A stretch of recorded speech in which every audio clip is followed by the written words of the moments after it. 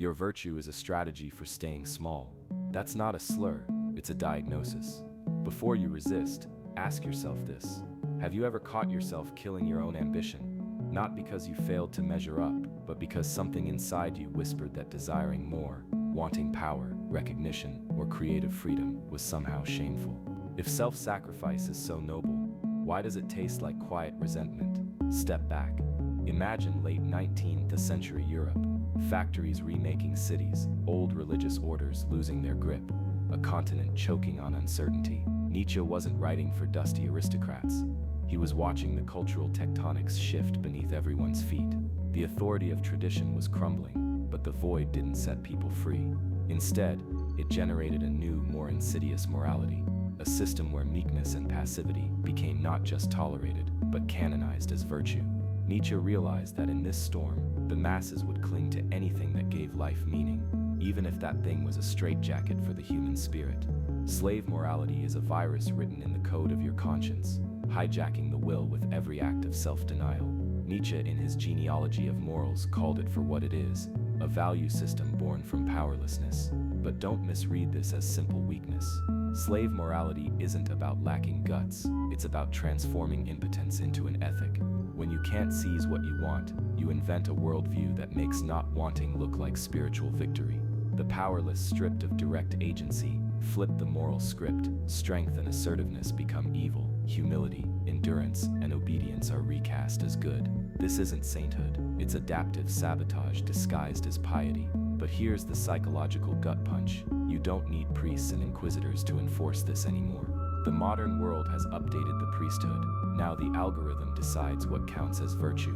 What you are nudged to like, share, or confess online is quietly curated to reward self-cancellation, celebrating smallness, not daring. You become the warden of your own cell. Slave morality doesn't just haunt monasteries, it drips from every sponsored post, every moment you self-censor, so you fit the code of what's acceptable. So why do you, as someone intelligent, driven, full of potential, keep sabotaging yourself? Why does chasing your self-interest feel like trespassing? The answer is brutal. You aren't just encouraged to obey, you're programmed to believe your obedience is sacred. You are complicit in making yourself small, and the very resentment you swallow tells you that this isn't natural, but learned. You've inherited a psychological virus. But what if this thing you call virtue is just a defense mechanism against a world that doesn't want you to stand tall? If that possibility disturbs you, good, because nothing is more dangerous than a morality you didn't choose. But can you even see where it ends and you begin? Next, I'll show you how the new priesthood, powered by algorithms and invisible incentives, keeps this virus alive, and why escaping it isn't just about motivation, but self-interrogation. Obedience disguised as authenticity, algorithmic virtue as the new salvation. This isn't just poetic hyperbole. If you still believe morality is simply an old relic of priests and musty cathedrals, you're not paying attention to the altar you kneel before now, the glowing screen in your hand. In Nietzsche's time, slave morality worked by making you ashamed of your power, twisting your desire for greatness into guilt, and begging for forgiveness. There was always a priest, a sermon, a ritual, reminding you that to be meek was to be good, and to silence yourself was holy. But now, the high priests are hyper-intelligent algorithms, and your rituals are as casual as a thumb swipe. You confess in public, not from a pew but with a tweet, a filtered selfie, a humble brag about your anxiety. Each swipe, each heart, each hashtag, a rosary for the religion of the crowd. This is not freedom, this is the recalibration of slave morality for a new era, every bit as intrusive and corrosive as the old. Except now, the shackles are invisible, and you, not some external authority, keep tightening them. So let's get concrete. Nietzsche argued in the genealogy of morals that when the powerless cannot strike back at their oppressors, they invent moral codes that turn their impotence into virtue. The result is ressentiment, a deep psychological alchemy that transforms envy and fear into a morality of humility, victimhood, niceness, anything but self-assertion. Now in hypermodernity, you are told that authenticity is rebellion, yet the only authenticities that go viral are the ones that preemptively neuter themselves, flattering the herd instinct described by Nietzsche in Beyond Good and Evil. Docility is a badge of honor, so long as it conforms to a collectively produced blandness. Self-help preaches fierce individuality, but the algorithm rewards those who play nice and never threaten the fabric of mass approval. Doing the right thing, oddly enough, starts to look exactly like doing whatever everyone else does, and you're rewarded for it. Economic anxiety and the gospel of hustle turn compliance into survival.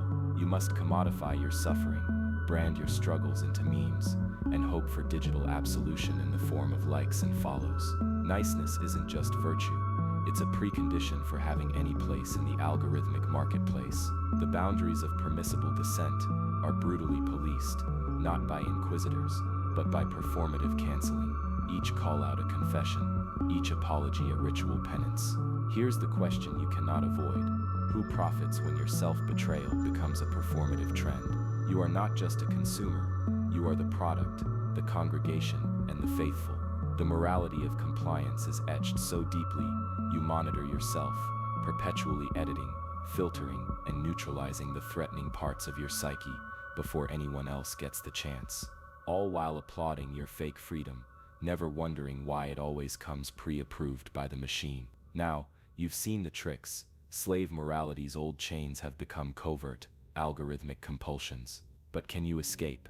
Is it possible to break the programming and script yourself anew, or is every act of supposed resistance merely another performance for the digital panopticon? The crossroads is real. What you decide next isn't theoretical.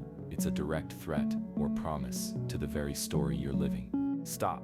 Before you congratulate yourself for your open-mindedness or your compassion, you need to entertain a hypothesis so unsettling, it might make you nauseous. What if the very virtues you pride yourself on are precisely what's sabotaging your ambitions, your desires, your life? In late 19th century Europe, as Nietzsche stalked the streets of a civilization transforming faster than it could comprehend, he witnessed authority dissolving. The old gods were dying, the church's grip weakening. In the vacuum, a new morality crawled in, not the morality of conquest, but of submission, a morality that hypnotized the masses into praising their own surrender. Weakness became sacred, submission was rebranded as virtue. Before you dismiss this as ancient philosophy, look at yourself. You're surrounded by algorithms that calculate what you see, think, desire. You're enveloped by economic instability, bombarded by 1,000 micro-incentives to keep your head low and your opinions bland. Your supposed independence is mass-produced. Your rebellion is pre-approved. Your outrage is wrangled by 1,000 invisible hands. Modern life doesn't just suggest conformity, it gasses you with it, making docility taste like righteousness. Nietzsche diagnosed a sickness that's accelerated since his age, a sickness he called slave morality, internalized codes that make you your own jailer, painting your denial of self, not as defeat, but as triumph. It's why you justify every missed opportunity by calling it humility, or why you secretly savor the feeling of being aggrieved rather than empowered. This is a morality designed not to strengthen you, but to keep you compliant, to make your highest aspiration the comfort of the herd. Discomfort is the only honest reaction right now. If you've ever felt a quiet satisfaction in not standing out, in shrinking your desires to fit a pre-approved script, you are not innocent. In this war, the battlefield is your own psychology, but you're not just a casualty. You might already be fighting for the wrong side. So what's actually inside these moral codes you've inherited? Are they built for your expansion or your erasure? The trap is rigged. Next, you're going to see the mechanisms inside it.